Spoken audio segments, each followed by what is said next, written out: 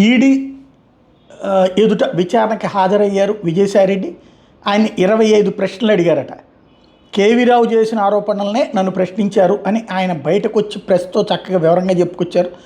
రంగనాథన్ సంతానం 2 chartered accountant కంపెనీలు nominee కింద ఉన్నాయన్న ఆరోపణల మీద నేను 4 విషయాలు ఈడీ వాళ్ళని అడిగాను. కేవీ రావు అనే వ్యక్తి నాకు తెలియదు, నా పేరు ఆయన ఎందుకు చెప్పాడో తెలియదు, బయట ఎక్కడా కూడా ఆయన నేను గెలవలేదు, నన్ను ఎంతోమంది అప్రోచ్ అవుతూ ఉంటారు. కాకినాడ సీపోర్టుకి సంబంధించి కేవీ రావుకి నేను ఎలాంటి ఫోను చేయలేదు,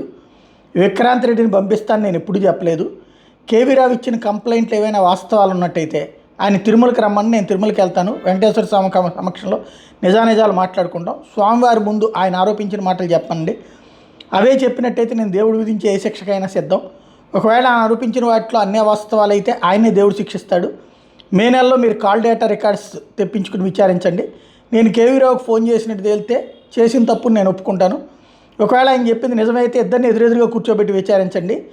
ఈడీ కార్యాలయంలో నేను కేవీ రావుని క్రాస్ ఎగ్జామినేషన్ చేస్తాను, ఆయన్ని చేయమనండి, రంగనాథ్ శ్రీధర్ సంతానం అనే కంపెనీలకు నేను ప్రభుత్వానికి పరిచయం చేయలేదు,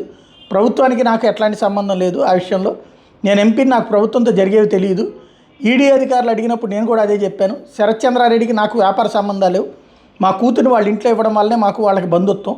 కాకినాడ పోర్ట్స్ వ్యవహారం నాకు లుకౌట్ నోటీస్ ఇచ్చేంతవరకు నాకు ఈ వ్యవహారం తెలియదు, కేవీ రావు ఇచ్చిన తప్పుడు కేసు అని తేలిన కోర్టు నిర్ణయించిన నేను అతని మీద పరువు నష్టం దావా వేస్తానని ప్రకటించారు.